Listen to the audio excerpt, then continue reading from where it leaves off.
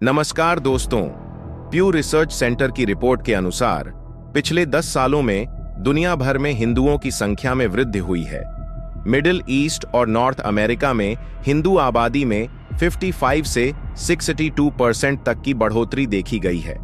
अगर आपको लगता है कि हिंदू सिर्फ भारत में है तो रुकिए। प्यू रिसर्च सेंटर की नई रिपोर्ट के मुताबिक बीते 10 सालों में दुनिया भर में हिंदुओं की संख्या में अच्छा खासा इजाफा हुआ है। आप जानकर हैरान होंगे कि मुस्लिम बहुल देशों और पश्चिमी देशों में हिंदुओं की आबादी तेजी से बढ़ रही है।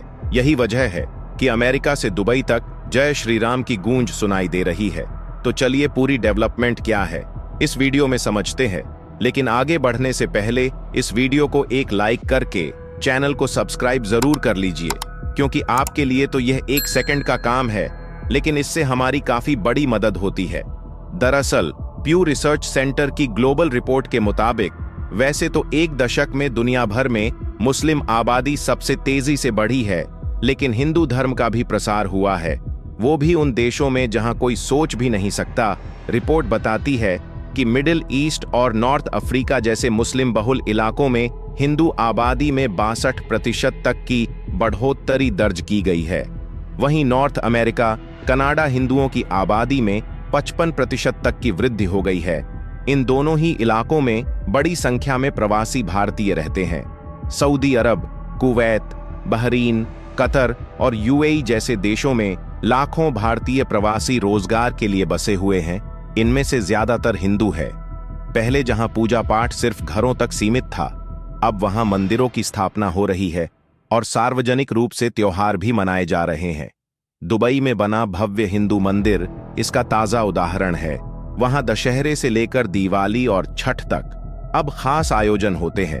प्रवासी हिंदुओं ने इन देशों में अपने त्योहारों को नई ऊर्जा और लोक भागीदारी के साथ मनाना शुरू कर दिया है।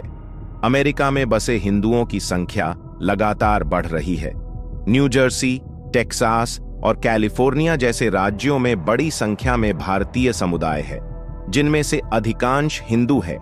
प्यू की रिपोर्ट बताती है कि 2010 से 2020 के बीच अमेरिका में हिंदुओं की आबादी में 55% की वृद्धि हुई।